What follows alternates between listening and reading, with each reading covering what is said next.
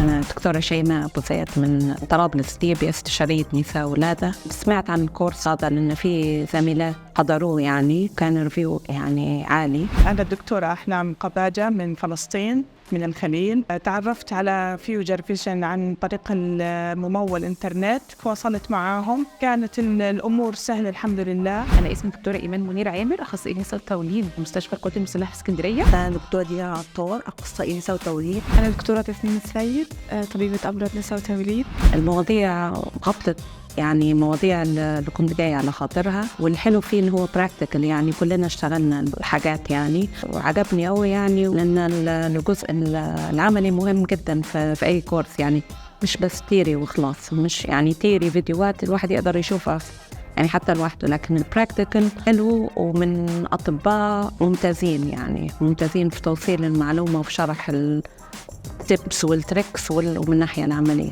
قدرت إني أصل لفيوتشر فيجن في مصر هنا، كانت الأمور سلسة وانبسطنا بصراحة بالكورس، كان في تعليم ممتاز وأخذنا كل إشي يعني تقريبا عن الفيلر، البوتوكس، السيرجيكال، الميزوثيرابي، البليتشنج، كل شيء يعني الحمد لله، وكان الوضع ممتاز يعني تمام. أنا سمعت عن كورس فيوتشر فيجن، بصراحة حضرت الكورس، كان المحتوى العلمي كويس جدا ومختصر، ما كانش فيه حشو كتير ولا حاجة، أما بالنسبة للعمل بصراحة هو كان روعة، عجبني جدا. بالنسبة للكورس خدنا كورس أنا في أكاديمية فيوتشر، ما شاء الله ممتاز. العمل يعني أحسن حاجة في الكورس، الحالات كانت كتير بنقدر نشتغل براحتنا. الكورس ممتاز ما شاء الله، يعني غطى كل نواحي الإثيت الجينيكولوجي، هاندز أون، ضربنا على حالات كتير وبوجه عام التنظيم ممتاز، فيعني I'm satisfied with it صراحة، يعني كثير استفدنا.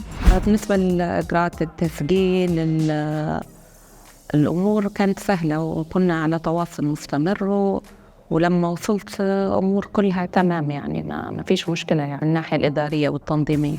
وإن شاء الله إننا نكمل معاهم ونأخذ أكثر من كورسات كمان إذا في عندهم بيسووا كورسات جديدة، وإننا نتواصل كمان في بلدنا نشتغل، وإن شاء الله الأمور بتطلها تمام التمام. الأكاديمية جميلة وممتازة، العاملين فيها كلهم صراحة ناس كويسين جدا، الكورس كان فورم ممتاز الصراحة. أنصح أي حد عايز يتعلم إثيت الجينيكولوجي بالكورس، يعني لا هو ممتاز ما شاء الله. يعني بنصح بيه أي حد لسه بيدخل مجال الاستيتيك جاينيكولوجي، لأن على الأقل الحاجات اللي خدناها نقدروا يعني لما نرجع لليبيا أبدأ يعني واشتغلها، وإن شاء الله بإذن الله هاخد الليفل 2 اللي هو سيرجيكال معاهم.